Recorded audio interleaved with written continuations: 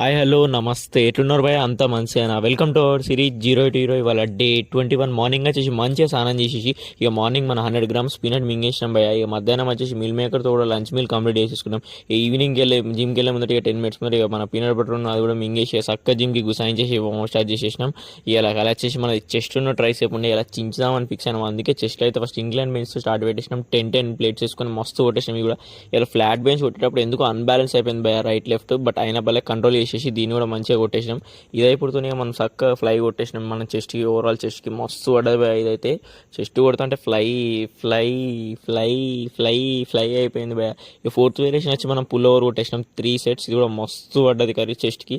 Last bar dips కొడుతా అంటే మస్తు కొట్టేసినాం భయ. ఈ బార్ డిప్స్ మనం కంట్రోల్గా కొడుతా అంటే మస్తు పడుతుంది భయ చెస్ట్కి అయితే. ట్రై చేయలేదు మీరు కూడా ఎప్పుడైనా. ఇక ట్రైసెప్లో అయితే ఫస్ట్ అయితే ఓవర్ హెడ్ ఎక్స్టెన్షన్ కొట్టేసినాం. ఇది కూడా మస్తు పడ్డది కలిసి చూసిగా మన ట్రైసెప్ అయితే మస్తు అనిపించేసింది. రో పుష్ డౌన్ నెక్స్ట్ వచ్చేసి మనం లాస్ట్ వచ్చేసి మన అదే రాడుతో మనం రోప్ మన ట్రైసెప్ పుష్ డౌన్ కూడా వేసేసినాం.